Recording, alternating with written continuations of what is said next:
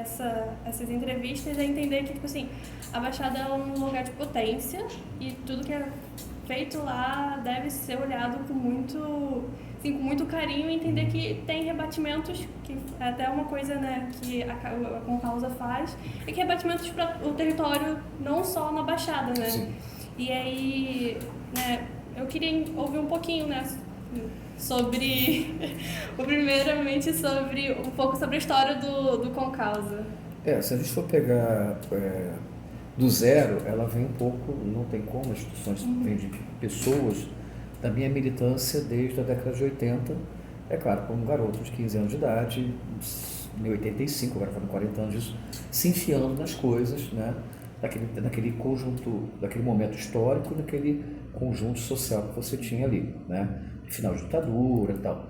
E aí, muito levado pela música, pelo heavy metal, pelo punk rock, pelas essas coisas, a gente acabou tendo acesso a uma série de coisas que não tinha na escola, né? E questionamentos e dados, a gente viu uma censura, né? E aí na época eu comecei a fazer um fanzine chamado Consciência Nacional, que misturava música com questão histórica e tal. E aquela coisa, né? Saía, eu morava em Nova Iguaçu, depois fui morar próximo a Madureira, em Campinho, e assim, para ter informação, você tinha que vir para o Arquivo Nacional, você tinha que vir para alguns lugares, Biblioteca Nacional, que você conseguia, naqueles equipamentos lá, fazer algum tipo de pesquisa, e isso tudo com custo próprio, e sem qualquer tipo de incentivo, muito pelo contrário, sempre com um desincentivo social, familiar, que é muito comum dessa, voltando a falar, conjuntura social que a gente tinha. Na década de 90, eu continuei na militância, era muito alinhado a questões políticas partidárias e tal, e aí essa ideia virou, essa maneira de militância viraram eventos, debates, e eu sempre trabalhei muito na questão da comunicação, por acaso, né? E aí o fanzine virou um jornal impresso, chamado Jornal Alternativo, que tinha o mesmo princípio, tinha uma cara de fanzine e tal, mas misturava política, não só partidária, mas debate político, com cultura, com poesia, com música, enfim, com essas coisas. Na década de 2000, a gente já estava muito próximo, tinha participado já de uma série de lutas e tal, até por conta do envolvimento político, alguns mandatos parlamentares e tal, e já tinha um entendimento do que era a Baixada, veio a ideia de organizar o que seria uma instituição, mas meio ainda para quê? Não. E a gente foi lá e fundou. Eu tinha acabado de sair da Plataforma Interamericana de Direitos Humanos, né, que era coordenado pelo padre Humberto Santos Roy, padre Roy, um haitiano, até pouco tempo teve na minha casa, ele está na Alemanha e no Haiti, ele fica nos dois países. Ele foi coordenador do Centro de Direitos Humanos da Diocese de Nova Iguaçu, onde eu o conheci. Ele foi coordenador do Movimento Nacional de Direitos Humanos e ele depois foi ser coordenador executivo da Plataforma Interamericana de Direitos Humanos, que era um pool de instituições, era um fórum que ficava três anos em cada país da América Latina e Caribe. Lá eu fui ter um entendimento, né, que era esse direitos humanos no sentido amplo, porque a gente veio de ditadura, veio de chacinas na década de 90, né, da corrida armamentista do Rio de Janeiro, então a gente ficava naquela coisa da direitos humanos ser só para a defesa da vida, né? E sempre ligado para a questão de violência. E aí eu fui ter entendimento, tá, então aquele punk rock que a gente fazia na década de 80 era o direito à cultura, aquele fanzine que a gente fazia datilografado, xerocado, era um direito a você dividir o conhecimento, e isso é bem tardio, né? Porque a gente não tem isso, não tinha uma formação acadêmica, não tinha formação social dessa conjuntura, né? O processo de redemocratização do Brasil demorou um bom tempo, entre 85 até depois da Constituição de 88, todo o processo de amadurecimento, impeachment na década de 90, né? Aquele governo, no governo Fernando Henrique, que foi, eu acho, mais de transição para um governo de verdade do que a própria chamada Nova República, né? Que foi lá depois da ditadura. O governo Collor não se fala, que foi uma confusão, o impeachment, uma série de coisas. E você teve o que era um governo, na meu entendimento, social-democrata, que foram governos do PT, né, na década de 2000, comecinho de 2010. E aí, em 2003, a gente resolve montar uma instituição, né, cumprir lá o que o Código Civil preconiza e montou a instituição. Mas mais que isso, a gente já fazia as coisas. A gente não produzia um show, a gente fazia um show com debate. Quando tinha casos de violação, a gente acompanhava e tentava orientar. E aí, em 2005, teve o episódio da chacina da Baixada, que me impactou. Eu não estava na região no dia, na hora do acontecido, eu estava fora, e aí eu fiquei sabendo que minha mãe me ligou, morava no bairro da Posse, depois eu fui morar, voltar a morar, e aquela coisa, vem pra cá não, tá matando um monte de gente aqui, eu achei que era aquela coisa alarmista, né? Só que não foi nem pelo celular, foi pelo telefone de casa mesmo, me ligando, Adriano, tá acontecendo, estão matando um monte de gente aqui, e era aquelas informações não desencontradas, né? E aí, quando foi mais ou menos, acredito eu, umas 23 horas, 11 e pouco, vi uma chamada do jornal de televisão, que já apareceu o Dom Luciano, né, o bispo, na época bispo, lá na rua, junto com os corpos, rezando os familiares, o prefeito na época, Lindbergh, desesperado para um lado para o outro. A gente não tinha ideia da proporção que era aquilo ali. No dia seguinte, na manhã seguinte, eu fui para os locais, até porque era a esquina da casa que eu morava, e voltei a morar e tal, no bairro da Posse, Cerâmica, depois lá. E vi o caos, né? Sempre quando a gente faz esse aniversário, vem à mente todos aqueles momentos, né? Eu tentei chegar no IML para ter uma ideia como estavam as coisas e tal. Eu não conseguia chegar a tanta gente que tinha, que era no alto do morro atrás do Hospital do Nova Iguaçu. E aí fui tentando pegar informações com as pessoas. Eu já tinha acompanhado pontualmente alguns casos de violência letal. Não sistematizado, era muito mais na empatia e solidariedade do que uma ação institucional. E aí teve esse episódio, né, que isso impactou mais ainda a China, expôs mais ainda algumas entranhas de relações muito nefastas na área de segurança, em que a Baixada ela sempre foi, né, nesse território carimbado como uma região violenta. E aí, se você tem uma região violenta, se você tem uma cultura de violência, você legitima qualquer tipo de violência, do desrespeito. Daí vem a ideia do cultura de direitos da concausa.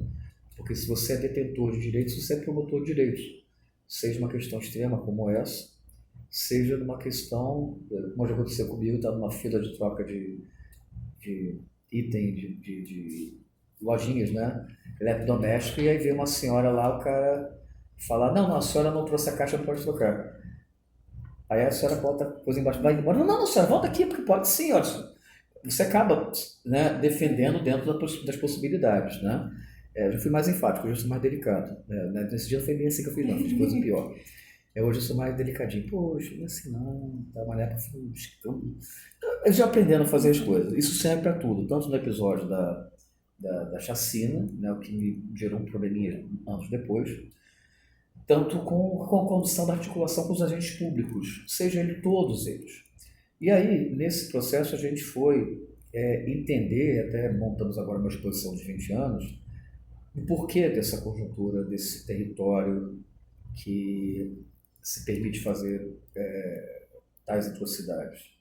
A gente vê, pegou no resgate, né, falamos há pouco aqui do livro do Zé Cláudio Alves, entre outras referências, mas uma das principais foi a dele. Eu estava no lançamento do livro, num dos lançamentos do livro 98, lá em Mesquita, na Biblioteca Oscar Romero. E aí vem essa questão, né, eu acho que é mais o foco que você vai trabalhar, né, do que a questão social antropológica, a questão do território.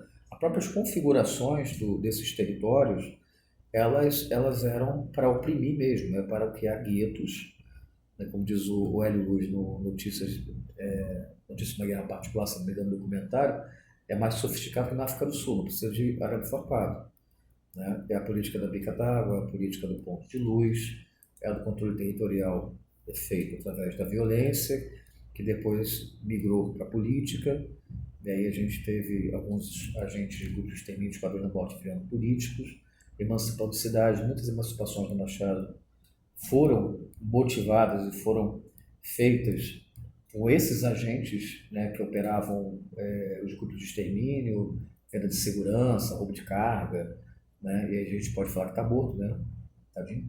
O Joca, do Belfort Roxo, temos estão vivos, então melhor a gente não comentar. O Joca era notório integrante do Esquadrão da Morte, do extermínio, que não era policial. Ele operava tanto a questão de venda de segurança, quanto venda de roubo de carga, controle comercial, controle territorial, venda de apoio político, virou vereador de Nova Iguaçu, emancipou, virou prefeito e foi morto. Foi morto supostamente por envolvimento, entrando no negócio do jogo. Né? Isso em tese, a gente não tem elementos para isso. Mas, e aí, igual eu estive hoje em Belford Roxo com o vereador, né, pedindo para a gente fazer uma atividade do Dia da Baixada, e aí o que acontece? A estima, nossa estima, a estima da região da Baixada Fluminense, ela sempre é jogada lá para baixo. Uma figura que eu conheci brevemente, mas todo muito importante, foi o Tete Catalão. Ele era um poeta, músico da década de 70, saiu fugido da ditadura, foi preso por, por ser poeta e tal. Né? Segundo ele, 2 cambureiros foram na minha porta, me levaram, apanhei, tomei tapa na cara. Ele decidiu sair da Baixada para não sumir igual os amigos dele. Ele, eu, filho de sapateiro, que a pouco amanhã o carnaval, vai ser mais um. E aí foi se exilar em Brasília. Eu falei, pô, tu foi pro ônibus de ciclone? Não dá pra ir pra França, né? Então foi pra Brasília. E foi pra Brasília e lá ele se tornou uma referência na cultura de Brasília. Passou por vários governos, depois ele foi secretário nacional de cidadania cultural no final do governo Lula, se não me engano. O Gilberto Gil tinha saído, o Juca, que era o ministro. E era um cara da Baixada, e quando eu distribuí convites em Brasília, por acaso ele resolveu ir. Foi assim que eu conheci, busquei no aeroporto. E ele foi uma pessoa muito relevante para contar essa conjuntura, mas não só da militância que eu conhecia, principalmente de integrantes da Igreja Católica, ligados muito ao bispo Dom Adriano no período, que eram os movimentos das SEPs, as comunidades eclesiásticas de base, tinha todo aquele movimento comunitário de reivindicação de políticas públicas, de transporte, de urbanismo, né, de saúde. Ele me deu um outro olhar, que era essa questão que eram os movimentos culturais na época, porque eram tão invisíveis quanto as lutas, né, mais invisíveis. E aí o TT foi um cara que narrou, teve um episódio interessante, quando ele foi no lançamento da Concausa 2009, uma das sedes, a mãe dele já bem idosa, ele faleceu em 2020, janeiro de 2020. Eu fui lá buscar, eu busquei ele no aeroporto, deixei ele em casa, quando eu fui buscá-lo de novo, a mãe dele chegou assim, TT, olha lá que você vai falar, hein? Ela com medo que ele falasse alguma coisa, depois ele falou lá, né? Pois é, Adriana, você tá com medo. Uma vez que eu fui falar em público, eu saí preso, saí daqui com 2 camburões, fiquei um dia na cadeia e tal. E aí a gente começou a entender toda essa conjuntura e tentar fugir do território de terra arrasada, de menos-valia, de assédio moral de uma cidade com a outra, de assédio moral de um bairro com a outra. Eu identificava, na questão de território, pessoas que moravam em bairros, aspas, de classe média da Baixada, vamos dizer assim, estruturados, né, da década de 2000, a menos-valia em todos os sentidos, sabe? Nada presta aqui, nada é bom. E já nos anos 2000 já havia um movimento contrário. A gente teve, na década de 90, você deve ter acompanhado isso, uma saída da elite da Baixada para regiões da Barra da Tijuca, principalmente, Recreio e tal, principalmente depois da construção da linha amarela, né, no período ali. E depois a gente teve uma volta por conta da violência, desse ida e vir, sempre tinham questões do agravamento da violência no Rio, dessa classe média alta de volta para a Baixada. E aí você teve um boom imobiliário, né, de muitos construtores, inclusive eram de regiões da Barra, Recreio, e de oferta de serviços de consumo, principalmente. Né? Então, cidades como Nova Iguaçu, mais Nova Iguaçu tem o próprio Caxias, 2 cidades, vamos dizer, mais polos da Baixada, elas começaram a ter dentro do seu território uma reconfiguração parcialmente urbanística, mais provocada pelos negócios. O cara botava um estandezinho bonitinho dele em frente a uma rua que tem um buracão aberto lá, que o asfalto ele esfarela da primeira chuva. As periferias continuaram na década de 2000 ainda com aquela pouca relevância, né, com falta de políticas habitacionais, como você deve bem saber. E eu falava na época que o palco da chacina era a rua sem asfalto. Aí depois eu fui num episódio lá, Parque Santa Cruz da Serra, 5 jovens, aí cheguei pro bairro todo urbanizadinho, organizadinho, mas foi o mesmo esquema, sim, os garotos sentados na beira de uma esquina, os caras passaram, executaram 4 a 5, não me recordo direito, e foi. Então, não era mais só pelas ruas sem asfalto, né? Era esse sentimento que permanecia, por mais da urbanização, de território em que se podia perpetrar a violência. Por mais que, vamos pegar novamente o episódio de Chacina da Baixada, eles não foram executar no K11, que é uma área mais ou menos nobre do Nova Iguaçu. Eles foram executar no bairro da Posse, né? E saíram pelo bairro da Posse, Cerâmica, e em pontos que eles sabiam, por exemplo, que tinha local de prostituição de travestis, uma birosca, que seria em tese um local de ponto de venda de drogas, nem posso achar que seria uma boca de fumo, alguém que ficava ali, né, supostamente traficando alguma coisa, e, e nesses locais, Lava Jato, então, é um lugar que tinha pobre, que em tese não daria problema, né?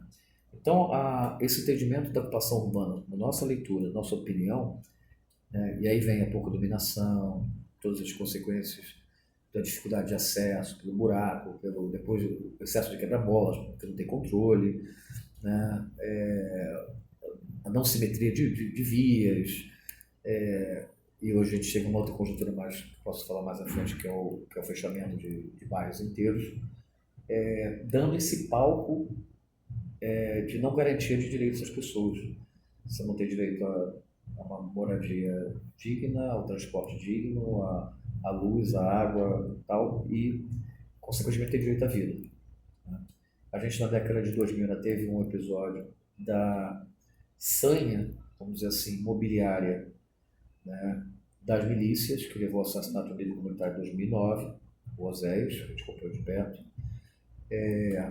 e que, pulando em todas as várias histórias, a gente pode fazer uma analogia com o caso da Marielle, né?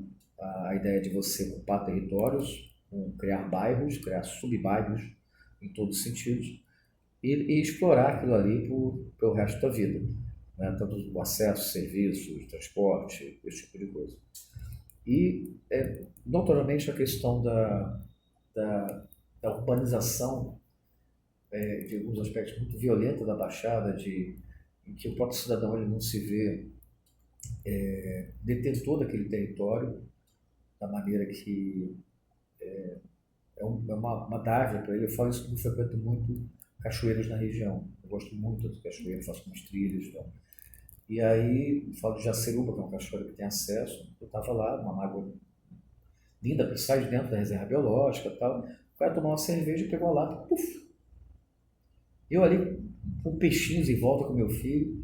Aí eu fui lá, peguei a lata foi boiando, né? Peguei, botei lá no canto. Né? Não jogou mais, mas assim, cara, aquilo era uma coisa, né? A gente estava usufruindo, em vez de você, ele pega e joga lá. Fora todo o lixo que tinha em volta, fora a maneira que as pessoas ainda condicionam o seu resíduo sólido urbano da maneira que foi. Lembrando que a gente foi ter aterro sanitário de 2000 para cá. A gente mesmo lutou contra a implantação do aterro sanitário em Adrianópolis, por conta do território e por conta dos vícios do processo, né? Que tinha vários supostos esquemas de corrupção, mas foi implantado um aterro sanitário, não só um lixão como se tinha em Marambaia nas décadas anteriores. O cara chegava lá, jogava o lixo. Eu fiz visita com a imprensa lá. Eram lugares que você tinha lagoas de chorume, dava para você velejar dentro, né? Vetores, mosca, burro, e a população catando aquilo ali, como também foi em Gramacho, como foi nesses dois pontos para ter referência da Baixada, né? E aí a questão do lixo não foi muito tardiamente tratada, até hoje a gente não tem programas efetivos, na minha leitura, de reciclagem, né? Essa coisa da valorização do território, ela é muito recente, né? A gente pode dizer, o primeiro movimento foi em 2000, com o Fórum Cultural da Baixada, com a Carta da Baixada, que eu acho que talvez tenha sido o primeiro movimento positivo, na minha leitura, tá? O professor Paulo Maynard, que faleceu há uns anos, a gente teve a oportunidade de solicitar uma homenagem para ele próximo na Assembleia Legislativa do Rio. Eu entrevistei a esposa dele, vou até te mandar essa entrevista depois, né?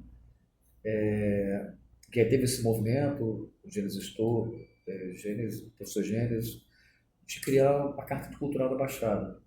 Porque, apesar de todas essas coisas ruins que eu estou falando, como o TT mesmo resgatou, e a gente foi encontrando outros elementos, ali sempre foi um local de resistência, não só por política pública, mas pelo direito à vida, e não só a vida de comer, né? A vida de você ter cultura, de celebrar seu território, de celebrar as culturas, as religiões que você é afeito. Acho que eu estou estendendo essa. Não, E se estiver fora de uma linha de tempo, você me avisa, tá? Tá. E aí a gente meio foi conhecer o território pela violação, que levava à violência, e depois, assim, falei, não pode ser só isso, porque estava pesado demais. Estava pesado demais da conta. Estava arriscado também, né? Eu sei porque teve momentos muito difíceis. E a gente precisa fazer outra pauta, né? Por mais que a gente trabalhe muito com questão de violência letal, pai familiares, não pode ser só isso, né? A gente fala que a gente tem que ser mais promotor dos direitos humanos do que defensor. O promotor é isso, é reconhecer o outro, é reconhecer mínimas atitudes, né? E reconhecer até mesmo os empreendimentos, vamos dizer assim, privados, capitalistas, que o nome que se queira dar, dentro do território, que é de valorização. Eu posso falar do condomínio padrão Recreio dos Bandeirantes, ou aquela pessoa que abre uma barbearia, pinta a parede de preto, dá uma caracterização qualquer, ele simplesmente pegou e pendurou um espelho ali e fez. Ele se empenhou em dar uma característica de valorização do negócio dele, né? A gente teve isso nos danos mais recentes. Voltando à questão dos movimentos culturais, estes sim foram grandes, grandes pontos de resistência, né? Você tem bandas que saem da região, o próprio Rapa, KMB5, a pessoal do Dida lá em Belfort Roxo, né? Lá no centro do Nana. Você tem o Grupo Código, Japeri, Cultura, Arte de Teatro. Você tem, você citar alguns, né? Mas tem, posso dizer, milhares. Fora bandas, fora postos de hip hop, fora várias pessoas que estudaram dramaturgia e se enveredaram, né, com mais ou menos sucesso, entendimento do que é sucesso. Mas acho que principalmente é de você ter o que é principal da cultura, que é o olhar reverente do outro, sabendo que você existe.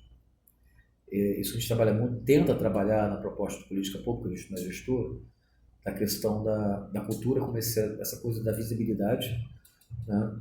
E não de um debate que a gente faz da violência com o jovem, que eu repito muito nesse discurso, que é o jovem, para grande parte, que ele é visto pelas suas virtudes.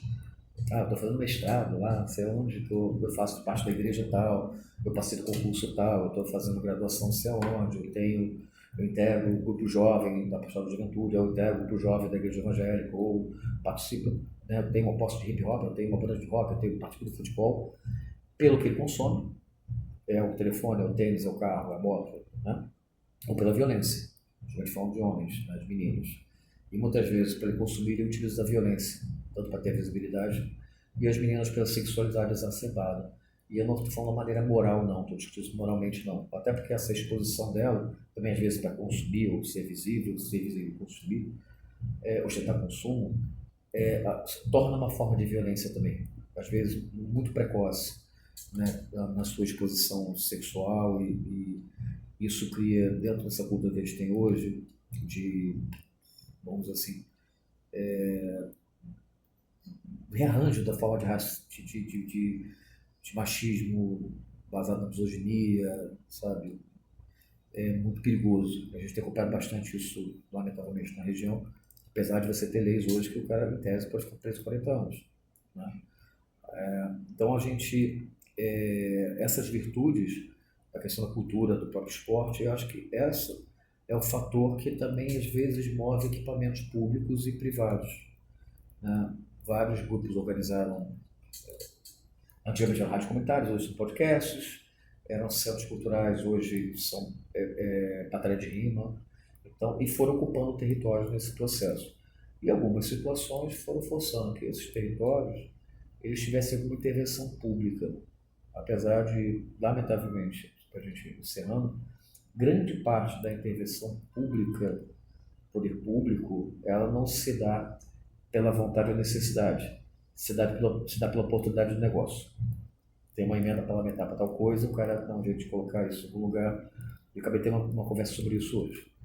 Não se dá assim, nós vamos fazer um centro cultural em tal lugar, não é um projeto, um programa. é o seguinte, pô, tem uma emenda aí, tem um recurso aí, peraí, deixa eu botar, peraí, vamos botar aqui. E aí nisso você tem hoje também, se você identificar na Baixada, vários equipamentos bem estruturados, né? Lembro das praças do parque, que hoje estão subutilizados. E se a gente retomar, eu acabei de sair no CEP hoje lá no IFRJ, São João de Meriti, eu entro no CEP e falo assim, caramba, o que isso poderia ter sido? Tudo bem, é uma discussão de 40 anos, mas são equipamentos que são subutilizados. A ideia da utilização comunitária dos CEPs, para além da questão educação, da ocupação comunitária, esportiva e social, ela foi de água abaixo. As praças de parques, que eram para ser espaços multiusos, também foram por água abaixo. Né? Não posso nominar todas assim, mas eu conheço várias que está lá, virou um CRAS, virou. Aí você tem equipamento gigantesco, até estruturado e sendo subutilizado. Pelo menos sendo utilizado de alguma forma. Enfim, então a gente tem essa questão, do nosso, para encerrar, de composição urbanística da região, ainda uma forma de violência, assim como a invisibilidade é uma forma de violência contra os seus moradores. E é uma maneira sutil de criar guetos. Ah, você mora num lugar ruim, então você é uma pessoa de menos importância, e aí você não pode se estudar, você não pode graduar, você tem que reclamar da sua condição, você não pode disputar um emprego lá no Rio, porque são 2 ônibus, 3 ônibus e tem uma certa mobilidade, e aí você vai matando pessoas em vida, numa violência simbólica, tese acadêmica de Bourdieu, etc., que levam a. A gente contribuiu com os programas de governo e fez análise de várias cidades. Leva a números assim, se não falar a cidade, de quase 70% das meninas de 14 a 17 anos já serem mães. Então, assim, não deixa de ser um problema, não é o momento. Não é o momento para isso. Eu tenho um filho de 14. Eu fico imaginando ele, pai com 14, 15. E geralmente são conjunturas de famílias que não têm estrutura financeira para isso. E são famílias que têm relações disfuncionais. E aí você fica criando guetos. Literalmente é o gueto sem arame farpado. E aí ainda por cima regado pela política assistencialista e ainda política e ainda violenta do controle territorial. Acabei de começar isso hoje. Acabei de começar isso agora. E agora, falando não só do arame farpado, agora não é o arame farpado, é a política das cancelas. Né? É a política das barreiras que são colocadas pelo narcotráfico, pela milícia, pela narcomilícia e assim vai. Mas apesar disso tudo, se você observar números históricos, composição, enfrentamentos, você tem uma história fantástica de resistência aos territórios todos. Entendeu? Vou citar um que eu participei, a gente tive chance de participar de algumas coisinhas. Houve movimentos, não foi a gente que fez, foi participando. Aliás, eu brinco muito que a gente entregou papel para muita coisa. Já me entregar papel, agora você faz eletrônico, né? Gastou muito só de sapato, chinelo, tênis. Entregando papelzinho para a Universidade Pública na Baixada. Tinha rural, no Seropédica. Mas a rural foi criada com uma outra finalidade que acaba não se relacionando com o Seropédica em si, até hoje, com a Baixada muito menos. A própria distância dela tem dificuldade. Temos que ter uma universidade pública na Baixada, que deu a criação somente no ano de 2010, foi de 96 a 2010. O IEM, Estudo Multidisciplinar, lá está em Nova Iguaçu. Eu moro do lado, praticamente, eu moro no bairro do lado, assim. Eu moro a 2 quadras do IEM. Né? Depois a UERJ de Caxias e outras, né? Mas, por exemplo, muitos amigos meus quando conseguiam passar na época famigerado vestibular feito no Maracanã, sentado debaixo do sol, com a prancheta no joelho, quem conseguia passar não conseguia terminar. Porque ou pegava passagem ou comia. Né? Então, eu tenho várias pessoas da década de 80 que não são da classe média, não eram da classe média, e que interromperam, assim, não deixaram de ser excelentes profissionais. Muitos deles até melhores que bastante gente que se graduou. Mas essa barreira, esse apartheid, né, como o Hélio Luz falou lá, é muito mais sutil. Né? E aí, tentando completar, já estou meia hora falando, a gente precisa também desconstruir nossas violências internas lá. Sabe? Não dá para o pessoal de uma cidade, não quero citar o nome, fala mal do outro lado. Não dá pra. Ah, mas nossa, a gente pode falar, tá, vida, não custa nada. Sabe, assim, é a mesma coisa da violência de gênero, a questão da homofobia, do racismo, cultura religiosa. Não conta piada, sabe? Não é que você seja politicamente correto. É porque alguém vai pegar essa piada, vai pegar esse contexto e vai utilizar de maneira nefasta.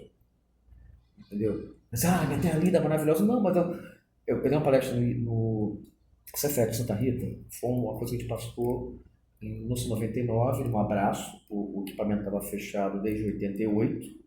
Fica no bairro de Santa Rita, em Nova Iguaçu. Todo 90% pronto, toda a estrutura pronta. E aí ele foi inaugurado em 2003. Participei do abraço em 1999. Motivado pelo parlamentar, pela Igreja Católica, pelas sessões de bairro, essas coisas. E aí, somente no primeiro governo Lula, com o Cristóvão como ministro, ele foi concluído aquela política de criação de escolas técnicas que o governo federal naquele período tinha. Aí eu dei uma palestra lá, falei, pô, legal, primeira vez que eu tive lá na palestra, depois que lá dentro, né? Aí eu tô lá, poxa, eu participei daqui, não sei o quê. Aí o pessoal, fala uma coisa boa daqui. Que não tem nada. Aí, molecada. Eu falei, olha pra baixo. Eu falei, você tá no equipamento público do governo federal, no seu bairro. Olha pela janela. Você tá vendo? Morro. Não, Reserva Biológica Tinguá, patrimônio da humanidade, que abastece de água boa parte do Rio de Janeiro. Tem vários mananciais de água, desde a época do Segundo Império, que abastece o Rio de Janeiro. Então, essa coisa de ser ufânico, tem coisa legal. Né? A mesma coisa da discordância não ter serviço, tem serviço de relevância, de consumo, de relevância na Baixada Fluminense, e muitos deles lá nos bairros mais longínquos e estruturados, que as pessoas, por mais que não tenham a sofisticação de determinados restaurantes, têm o capricho de fazer. Eu mesmo, eu gosto muito de rodar, eu já vi coisas maravilhosas, assim, né? Em lugares que você acha, não é. Melhor, acho que às vezes muito restaurante que você paga caro, só citando um exemplo. Né? Então, acho que é um pouco desse contexto como um todo. E acho que no foco ou a gente reconhece o nosso território como um território que tem inúmeras virtudes, todos os aspectos ambientais, tal, até mesmo urbanísticos, são desafios enormes de ocupação da Baixada. Você deve ter mais propriedade do que eu, você sabe que vários bairros inteiros foram feitos em lagadiços, abaixo do nível do rio. Né? Eu fiz uma caminhada em 2007, foi a primeira vez que eu parei andando, assim, olhando com calma. Eu vi lá a saída do Rio Iguaçu, os diques do lado, assim, né? E o bairro é todo abaixo.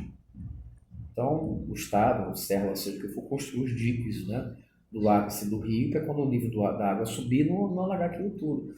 E vi uma foto de 88 da enchente que bairro inteiro que eu tinha ido, Jardim Amapá, embaixo de água, entendeu? Mas por cima disso, apesar de tudo, a gente tem avanços. Entendeu? A própria normativa de controle de ocupação territorial, acho que é um avanço. Né? Claro que algumas normas são cumpridas, o Ministério da Cidade preconiza acessibilidade, várias cidades ignoram isso e fazem o que é jeito. Também a questão de eu sei porque a gente também atuou em política pública, né? A questão de saneamento ambiental também ela é ignorada, a pessoa pega lá, joga a terra, bota no preparo, bota o asfalto por cima e está entregando.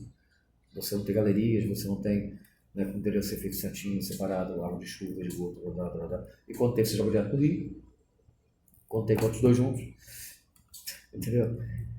Por mais que você tenha 9 órgãos de controle que deviam estar fiscalizando isso, e mandar parar logo no início, não mandar depois quebrar tudo e botar de volta, que não quebra. Tem isso tudo. Mas, assim, é trabalho com mais de metros. Eu tive, para encerrar com um companheiro que fala sobre racismo, em 2021, assim que a primeira flexibilização da pandemia, eu estava um tempo sem vê-lo, na Praça de Tinguara, falando dos movimentos sociais, estava tudo para o céu aberto. Eu achei que, cara, eu escuto você falando isso há 40 anos. E pior que vai continuar falando até o final da vida, porque essa conjuntura, sabe, de avanços e retrocessos, ela continua. E aí vale para tudo. A questão do racismo, a questão da intolerância, a questão da misoginia, a questão de território, entendeu? Eu acho que isso é o conjunto do todo que Aí eu estou à disposição para parar de falar por meia hora, 34 minutos Então, falando. eu acho que você conseguiu abordar acho que praticamente tudo Assim, o que eu é que a gente é queria. muito setorial. Né, a gente acaba, né, para organizar o pensamento, faz várias perguntas, mas tudo isso vai se misturando, né, nas nossas falas. Acho que só para a gente fechar, né, a gente entender um pouco, né, sobre esse movimento de que começa na Baixada e acaba indo para outros territórios, né? Você falou muito sobre a cultura, com o meu trabalho eu acabei lendo bastante várias pesquisas e encontrando com pessoas que faz com que movimentos culturais na Baixada e que acabem tendo alcance nacional, saindo do Brasil, jovens, né, Sim, que encontram nas artes essa possibilidade de ter esse avanço e ter essa nova visão, né, sobre esse pertencimento, sobre essa nova identidade do que é ser morador da Baixada, né? E aí eu queria só que, né, que você pudesse falar um pouco, né, sobre como também o Concausa, mas como você também enxerga, né, que a Baixada ele como você falou durante sua fala inteira, é um lugar de resistência, é um lugar de ensino e sim. que a gente pode pensar assim, coisas que aconteceram na Baixada super positivas e que devido ao contexto que a gente é inserido, a gente consegue entender que mesmo diante das dificuldades, vários avanços, né, aconteceram e isso pode acontecer em outros territórios também no Brasil, que passam por situações semelhantes, né? Assim, se eu estou entendendo, você quer colocar especificamente, eu acho que a cultura, pela sua visibilidade, ela foi o que mais tem É, mobilidade, né, de poder ser reconhecida fora. Né? Você tem o potencial da cultura, de você jogar luz. Eu até falo uma vez esqueci o nome dele, que fechou a tese de doutorado dele, perdão, esqueci o nome. Ele fez uma geolocalização de casos de racismo, casos de homicídio. Não me recordo da universidade, peço desculpa, depois eu te fio isso. Aí ele fez geolocalização e botou assim, onde teve caso de racismo, você botava um mapa em cima de caso de homicídio. Seja latrocínio, seja... Né? E eu falei, aí quando eu li assim, aquele monte de pontinho, eu falei, caramba, cada um desse aí é gente, né? E ao mesmo tempo também, uma vez eu peguei um mapa, né, não foi o que eu fiz, onde tinha os saraus, isso, 2015, 10 anos. Tem bons, né? Tem o cineclube, saraus, hoje as rodas culturais, né? Hoje não, né? Porque a pandemia deu uma esfriadinha. Mas você olha assim, você também tinha esses pontos de luz na Baixada Fluminense. Então eu acho que onde acende a luz mais fácil na área da cultura, que você pode chegar ali. Foi até o princípio dos pontos da política do ponto de cultura. Nós somos um ponto de cultura, fomos reconstruídos um pontão, e tinha esse princípio mesmo, de qualquer pessoa embaixo de uma árvore, isso fiz isso no ministério, e inicialmente eu fui contra, porque eu achava que isso era apequenar a cultura. Ah, uma pessoa embaixo de uma árvore tocando violão, contando uma história, é cultura. Na época, o parlamentar que eu estava, ele tinha um outro entendimento, não, mas esse lugar do mundo é assim, tem que ter estrutura. Depois eu fui percebendo que não. Ele precisa do olhar reverente do outro. Se você puder ter o carinho estatal e a graninha, né, também, para mínimo, né, já é para algo que alguém nunca teve nada, nenhum reconhecimento, entendeu? Então eu acho que a cultura é esse elemento de levar o território para fora, né? Eu acho que esse é o principal. Há o esporte também, mas o esporte, com esse processo de disputa, ele talvez seja um pouco, na minha visão, individualizado, mesmo sendo esportes coletivos, né? Ele é um pouco mais sabe, o cara que é o atleta, né? Nesse sentido. Mas uma coisa que a gente falou pouco foi a quantidade de movimentos sociais que geraram a partir daí, seja por resistência ou por alguns movimentos sociais que sequer se reconhecem enquanto movimentos sociais. Eu vou citar um episódio em 2012, teve uma chacina. O primeiro dos traficantes que nós pegamos no bairro Chatuba, em Mesquita. 9 pessoas foram mortas, 6 num dia só. A gente acompanhou a operação da polícia, depois uma série de problemas, a polícia meio sendo brutal lá com o pessoal. Aí a gente fez interlocução com um grupo cultural chamado Conexão CHM, né, que fazia funk, e pegar uma pessoa da polícia botando junto assim os dois.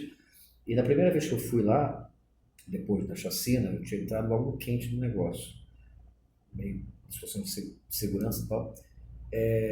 Eu tenho uma equipe do dia, até com um rapaz que trabalhou na Concausa, foi jornalista na Concausa. Ah, 6 meses passou e não mudou nada. Ele foi lá para fazer essa pauta.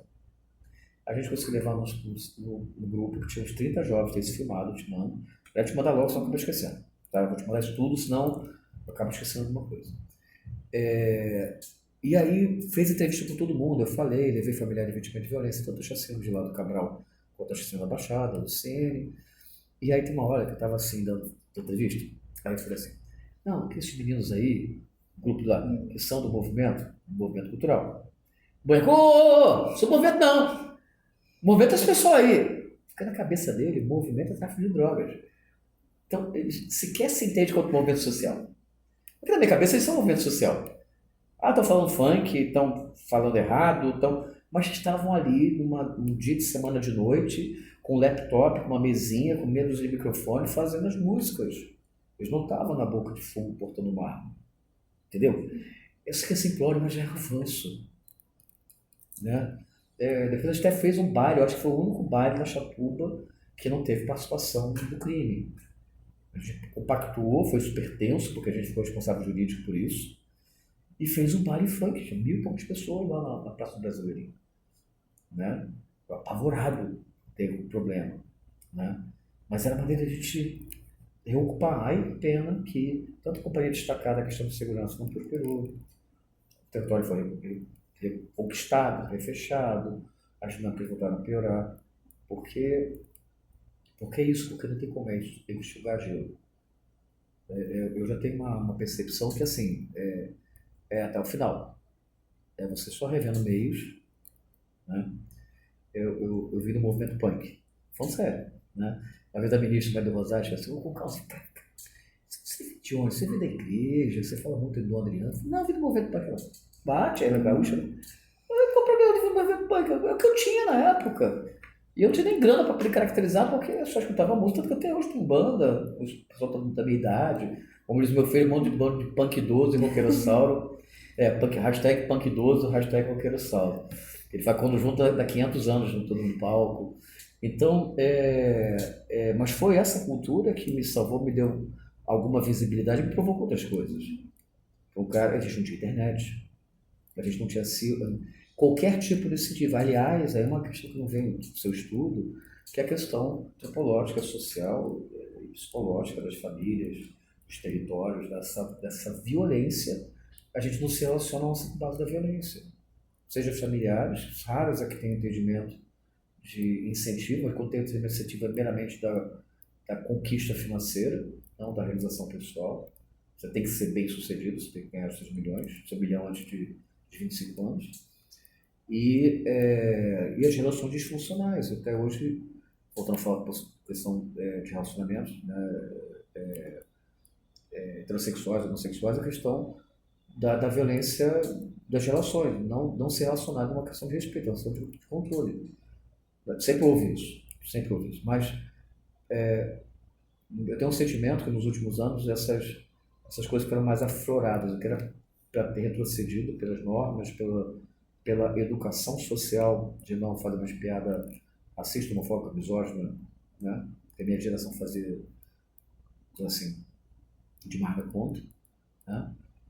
Mas não só isso, a gente não conseguiu desconstruir essa galera. Isso tem a ver com os últimos 10 anos, 12 anos, 2013 para cá, 12, 13, em alinhamento. Eu estou fazendo semana que vem, quinta-feira, um debate sobre a questão de bullying, motivado pelo episódio de Relembro, e estou pegando o minissérie Adolescência, uma das partes para ser motivador. Então, assim, a gente tem que se adaptar. Opa, a minissérie está bombando, então a gente pega e leva.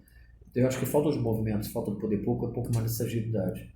Aí foi a motivação de a gente criar uma instituição que tem essa autonomia. Deu dentro do carro, cara, tá dando certo, vamos mudar. Então, você sai de um lugar sem uma parada que você acha que não teve sucesso? Não, desse jeito tá bom. Você tem a autonomia privada, coisa que às vezes o público não percebe mudar, mesmo quando você tem recurso público, de mudar a forma de trabalhar. Entendeu? Para poder ter resultado. Porque, te falando, evitar que aquele garotinho resolva, vamos usar o caso do episódio, esfaquear uma menininha. Pegando o caso ficcional do episódio, do seriado. Né? Normatizou, e uma coisa que mais, eu queria fazer análise do seriado, mas o que mais choca, talvez, no próprio seriado das coisas, é que você não tinha nada de disfuncional em volta ali. Não era familiar, não tinha abuso, não tinha assédio, não tinha. Foram umas motivações mais banais, no entendimento de alguns setores banais, mas devido às angústias internas, às dinâmicas sociais, os valores que se tem, você vê uma adolescente, praticamente uma criança do personagem, perpetrando um homicídio que na normativa, no ordenamento jurídico, até onde ele saiba inglês, ele não vai mais ver os pais dele, vai ficar 30 anos na cadeia. Você vai ser com 33, com 43 anos. Né? Até lá, pai que tinha 50, que enfatiza muito isso, daqui a 30 anos o pai tem 80, se é que vai estar vivo. Entendeu? Então, assim, é utilizar esses meios novos. Eu só consigo, vou ser muito sincero, eu não consigo entender qual que esse contexto se insere na sua área. Eu estou com dificuldade, David me ajuda nisso. Não, eu acho que